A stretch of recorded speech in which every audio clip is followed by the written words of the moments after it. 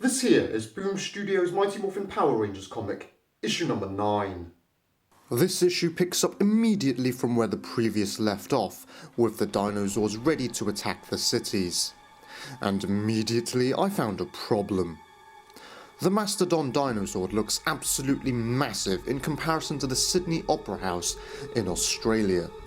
Now, the movie didn't feature dinosaurs, but it did have ninjazords, and the movie was shot in Australia. The individual Zords in the movie weren't that big, so seeing such a large Mastodon dinosaur here was quite striking. It's a bit like the size of the new American Godzilla compared to the original Godzilla. Returning to the comic, the countdown to Rita's attack is pretty much at 0, with the dinosaurs ready to attack.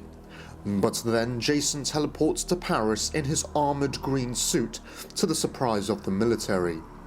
The Black Dragon immediately launches an attack on Jason whilst telling him he still has control of the Zords. Or so he thinks. Jason says that being able to morph again gives the Rangers access to their Zords. So the Rangers teleport into their Zords and regain control. However, without Billy present, the Black Dragon still has control over the Triceratops Dinozord.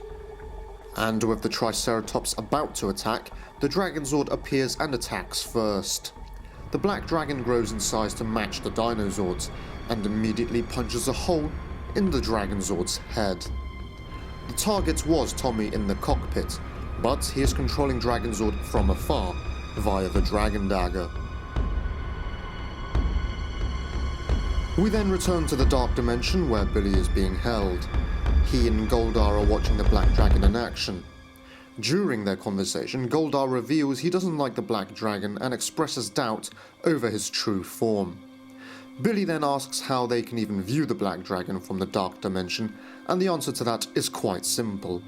It's because the Dark Dimension is Goldar's domain, so he can control it.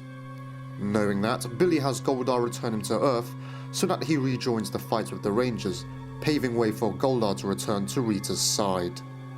Billy is then transported back to Earth and instantly calls out to Tommy.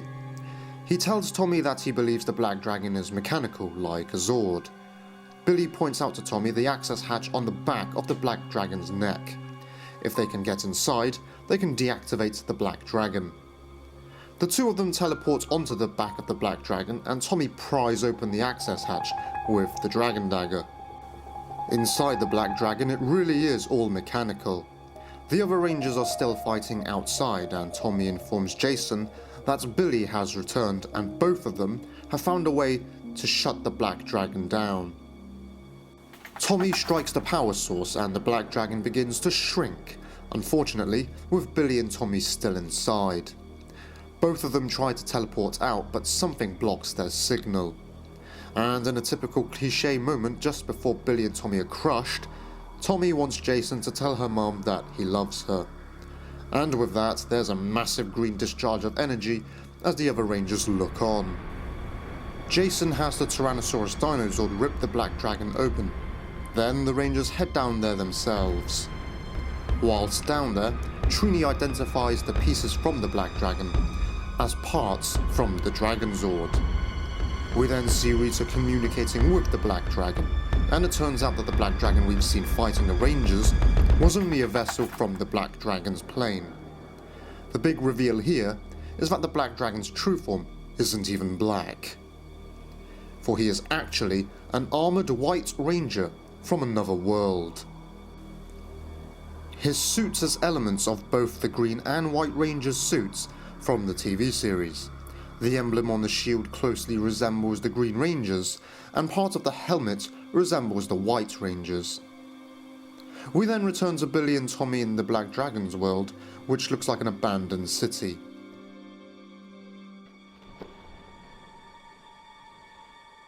Tommy is surprised when he looks up and sees giant statues of Rita and the Green Ranger. It looks as though Rita and a Green Ranger from before had conquered this world.